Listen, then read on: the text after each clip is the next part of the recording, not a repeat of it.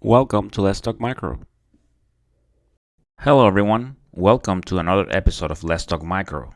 As always, I hope you had a great week. And you can find Let's Talk Micro on Apple Podcasts, Spotify, Amazon Music, Google Podcasts, Pandora, Stitcher, TuneIn Radio, Overcast.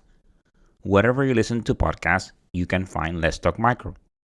As far as social media, I am on Instagram as Let's Talk Micro, no apostrophe, on Twitter as Let's Talk Micro 1, and on LinkedIn as Luis Plaza. So please go ahead and subscribe to the podcast, rate it, leave any feedback, any comments, any possible topic suggestions for the podcast. So please go ahead, subscribe, follow, rate, leave any comments, and of course, always any feedback, any topic suggestions, they are always welcome and appreciated. And besides that, I always like to post pictures of organisms on social media. And I'm also on TikTok, now that comes to mind, as Let's Talk Micro. So I like to post pictures of organisms and to give updates as to when the next episode is coming out. So go ahead and follow. And if you haven't listened to the previous episode, go ahead and do so. I went over 3 different species of Yersinia. And there are more, but these are the 3 most commonly encountered in the laboratory, and they're the ones that are considered pathogenic. So I went over Yersinia enterocolytica, Yersinia pseudotuberculosis, and Yersinia pestis. And I broken down Yersinia enterocolytica, it causes enterocolitis. Yersinia pseudotuberculosis causes infections that are similar to enterocolytica. However, they are less common. And then we have Yersinia pestis, which causes the plague, and that can be in 3 forms: bubonic, pneumonic, and septicemic. Out of those 3, the pneumonic is the only form that can be transmitted person to person via respiratory droplets. As far as morphology and biochemicals, so Yersinia, they are gram-negative rods, and with certain stains, such as Giemsa or Wright stain, they can exhibit bipolar staining, which is also called a safety pin appearance. They are oxidase negative. I also went over 2 types of agar that are used for Yersinia enterocolytica. So one is the CIN agar, in which Yersinia enterocolytica produces bullseye colonies. So that's a term that you will hear around if you are a student, you are sitting for like a board test such as the ASCP, American Society for Clinical Pathology.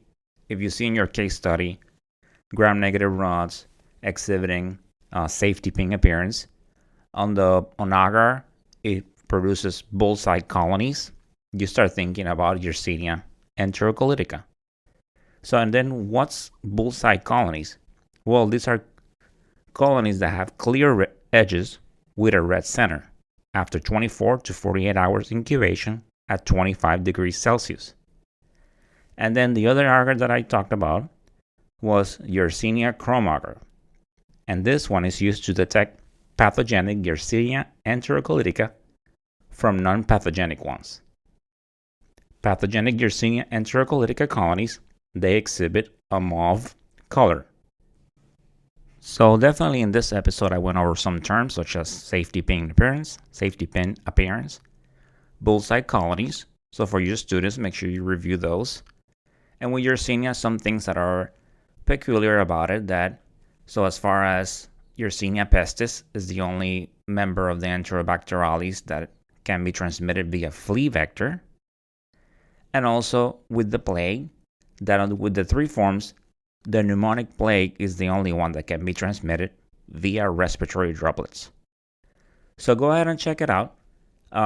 We definitely, those of you that work in the lab, you rule out Yersinia enterocolytica. Most of us work with CIN agar, and we definitely put it in a 25-degree incubator because it likes to grow better there. So great information, great episode. So go ahead and check it out if you haven't already. Today's episode is about Yersinia pestis. So this organism, as I mentioned before, has caused several pandemics and has killed an enormous amount of people in the history of our planet. As you have learned, the pneumonic plague can be transmitted via aerosols, So the potential of it being used as a bioterror agent is high. It could infect a great number of people, resulting in numerous deaths. So lab personnel, we are trained on how to handle and test samples that have potential bioterror agents. So I am going to briefly touch on this. This material, it's very extensive, and it will make its own separate episode. So I'm just gonna, like I said, I'm gonna briefly touch on it. But definitely, as we are trained on how to handle this samples, because normally, especially in the lab, we might not. Thankfully, we don't see Yersinia pestis, or we don't see Bacillus anthracis. But what if we receive a sample like that? So we need to know how to properly test for it, how to handle it, how to ship it, how to package it. So we have all these components that we need to be familiar with. So we are trained on how to do it. So let's start first with a term that is LRN. So this stands for Laboratory Response Network. This was established in 1999 by the CDC, Central for Disease Control, in partnership with the Association of Public Health Laboratories and the FBI.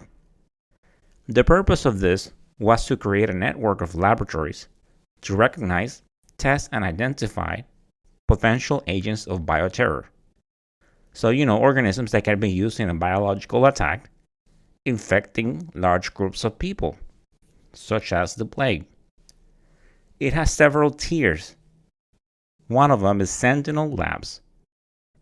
So that brings the question, what is Sentinel Lab? Well, your Sentinel Labs, they are your, most private laboratories and smaller public health labs. So if you work in a hospital lab, that is your Sentinel Lab or a private lab. So those are the ones that make up the Sentinel Labs. A Sentinel Lab, it follows BSL 2. So Sentinel Lab has BSL 2 practices. And what is BSL? This is Biological Safety Level 2. So labs that have BSL 2 practices, they handle moderate risk organisms, such as your regular hospital or private lab. You can work with these organisms like on the bench, but if there's a risk of aerosol or splashing, you need to work in a biological safety cabinet, which is what we know as the hood. And then we have another tier, which is the reference lab. These are public health labs, either state or local, and they are able to test for specific agents. So they follow BSL 3 practices. If you suspect one of these bioterror agents, you will send it to your reference lab. And I will touch more on this process in a bit, but just to keep it all together. So you are a tech working in a hospital lab, so that's your Sentinel Lab. And let's say that you go through a series of testing and you are suspecting, let's say, Yersinia pestis, Francisella tularensis. So then you have to send that organism to our reference lab for confirmation. And typically that will be your state lab. So in that point in time, you, the Sentinel, are calling your state lab, letting them know that you are sending that particular sample, and that's your reference lab. That state lab is. So before I get to what to do if you suspect Yersinia pestis, I mentioned before that we train on how to test and detect these agents. I mean, we need to be able to recognize them, especially since they are not part of our daily workup. We deal with E. coli, Klebsiella, non-fermenters, gram-positive cocci on a daily basis. So we are very familiar with these organisms. We know how to report them. We know how to work them. We recognize them on media. We know about susceptibilities. We know what to do with them. But like I mentioned before, we don't see anthrax every day. We don't see Yersinia pestis every day, and thankfully so. So we need to be able to know what to do and how to test for them, how to detect them in the lab. So we are trained on it. So this is part of the Laboratory Response Network. Personnel need to have the proper qualification and be trained in handling, testing, and shipping these organisms. We don't see them typically, but twice a year, we perform proficiency testing on these organisms. And those of you that work in the lab, you're familiar with proficiency testing. You get those CAP surveys. So you get a sample and then you run it as if you would a patient, right? And then you get a result and you report that. So just like that, twice a year, we get a proficiency survey on these type of organisms. And this is called the LPX. So if you work in micro, you have definitely heard of it. So the LPX, this is the laboratory preparedness exercise. So in here, laboratories, they are sent organisms that exhibit characteristics of bioterrorism agents. And this was a joint effort between the College of American Pathologists, the CDC, and the Association of Public Health Laboratories. So you receive the organisms, and the objective is to test the labs on how to handle them, test the organisms, and follow the proper protocols in shipping them to the reference lab. And these organisms, they just don't drop something. Here you go. Tell me what to do with this. They come in with a case study. So scenario, 65-year-old from this place or from that place with a history of this disease or presenting with the complaint of something. So it does give you a little clue, kind of. It helps you. It points you in the right direction. Case studies, they're always very helpful, especially when it comes to this type of work, because it guides you. We're not trying to trick you here. We just want to make sure that you follow the proper procedure. So your lab, yourself, and others, other people in your lab and out there, everyone is safe. So, and then these organisms, they are not always bioterror agents. For example, you can get something normal, quote unquote, like a Haemophilus. So not all three are bioterror agents. And that's something, to keep in mind. I have seen surveys sometimes, you get a Yersinia enterocolitica or you get a regular bacillus. So not all of them are bioterror agents.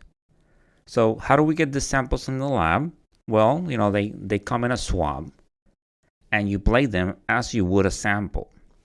However, with these samples, let it be from the survey or actual patient samples that are suspected of these agents, they need to be worked up and tested under a biological safety cabinet, which is a hood. And then you seal your plates. So especially, with this survey, if you have a patient that you're suspecting something, you will seal it too. But you will seal the plates and you properly incubate it in the correct temperature, which for most organisms is 35 to 37. And keep in mind that Yersinia grows at 25 degrees as well. And with this type of survey, you typically go ahead and set up multiple tests on all your samples. So you can set up, as you're setting up your plates, you can set up a CIN plate for all three. You can set up an urea slant for it. That way you can rule that out. And I'll talk a little bit more about urea. So you typically, with these, you're setting up multiple tests at once. And that way it makes it easy to rule out organisms or rule them in. So Yersinia pestis is a slow grower, up to 72 hours. Gram stain is gram-negative rods. And I mentioned before that with the right or against the stain, it can show bipolar staining, which is called safety pin appearance. Your colonies are gray, white but small. It is a non-lactose fermenter MAC. As far as biochemicals, it is catalase positive, indole, and oxidase negative. And it is also negative for urea. So as you're setting up the samples from this survey, set up a urea slant. And that way you have that in there and you can rule out Yersinia pestis if it's positive. And then with urea, this is also different from Yersinia enterocolitica and pseudotuberculosis. Both of those are positive for urea. And if you're in a laboratory, kind of make sure you bring those tests in. They will definitely make it easier, not only for surveys, but for urea slants and tests like that. They have many uses other than bioterror, suspected bioterror agents. You can use them for all other organisms. So try to bring them in. I like to talk about an experience. I once found myself working in a lab where there was like no urea, there was no motility, agar. So it makes it challenging, especially when you are trying to rule out organisms like this. It makes it challenging because you have all these tests like urea, motility. But if you don't have them, then your job is difficult. So if you're in a laboratory, consider bringing those tests on board. And like I mentioned, besides bioterror agents, they are useful for other organisms. So the American Society for Microbiology Handbook, it says not to use an automated system to identify them. If suspected, the reference lab should be the one performing the identification. Commercial systems can misidentify the organism. So for Yersinia pestis, it can be identified as Yersinia pseudotuberculosis, Shigella, and Salmonella H2S negative. Also Acinetobacter or Pseudomonas species. So with the survey, you can prepare better because, like I said, you can set multiple media at once. But however, in a real case scenario, that culture containing Yersinia pestis can show up with your routine cultures. And the provider, he or she might not have a suspicion of it. So think about sources such as blood, sputum, or lymph node aspirate. If you are having a slow-growing gram-negative rod and your source is one of the ones listed above, then you can start thinking about Yersinia pestis. Of course, that is in combination with the biochemicals and growth of media. As far as commercial systems misidentifying it, the ASM handbook says that if you get an idea of Yersinia species or H2S negative salmonella from a blood culture, the possibility of plague should be evaluated. They also say that Shigella from a blood culture is unlikely, and also an Acinetobacter from a community-acquired pneumonia sample. The Clinical Microbiology Procedures Handbook details all this information, so definitely a great resource. If you have a chance to purchase them, please go ahead and do so. So, if you have all these criteria, let it be from a patient or from the survey, which is the one you will most likely have, then you have not been able to rule out Yersinia pestis. And just to recap it, so you have a slow-growing gram-negative rod, taking up to 72 hours, non-lactose fermenter, indole and oxidase negative, urea negative, growing at 25 degrees. If you have the stain and you see the safety pin or the bipolar appearance, then you have not been able to rule out Yersinia pestis. So once you suspect this organism, at this point, call your reference lab and notify them of what you have and that you are sending the sample. Even if it's a survey, you need to call it and notify them. Hey, I'm so-and-so from this hospital.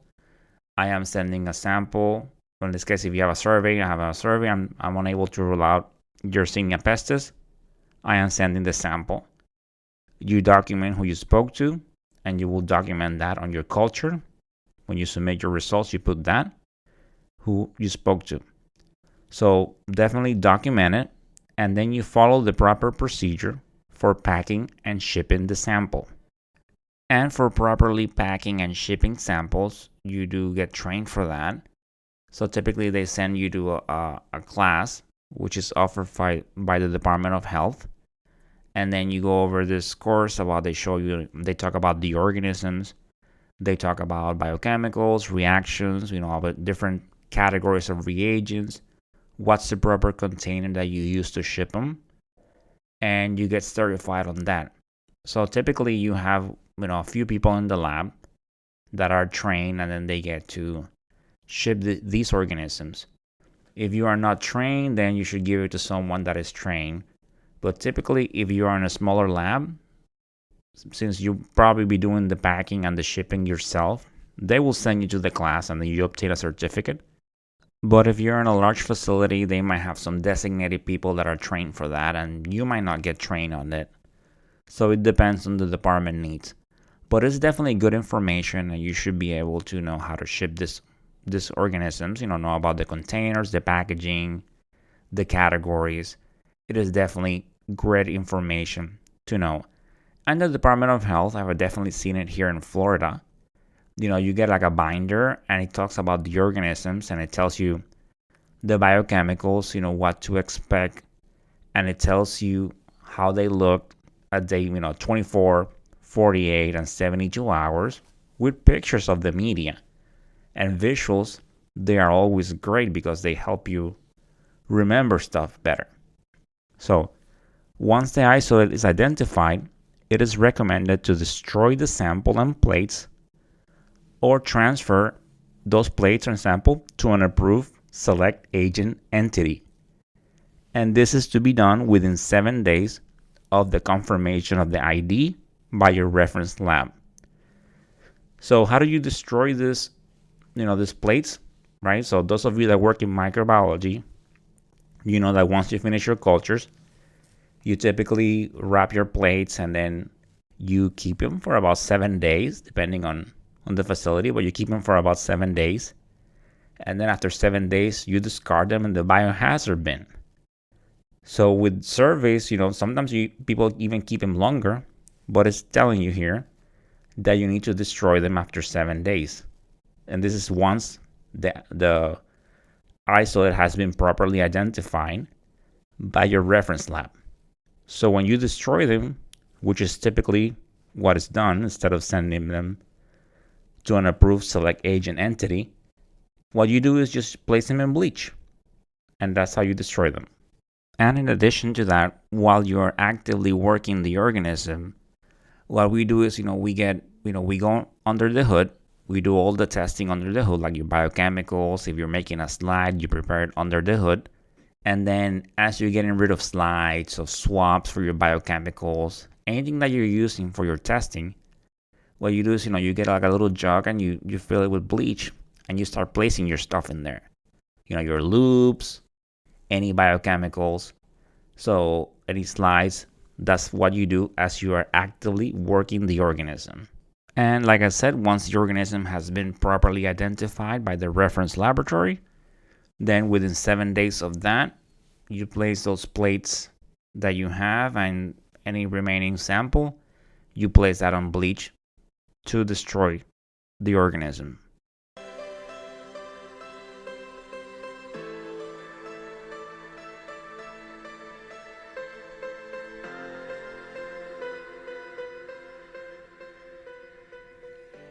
And that, my dear audience, it's the end of this episode.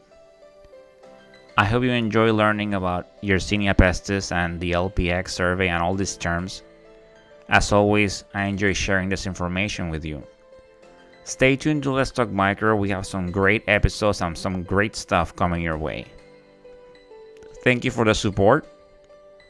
Continue bringing that passion to what you do. It's so important. As always, like I always like to say, we do great work. So, stay motivated, stay safe, and of course, continue talking micro. Until the next time. Bye.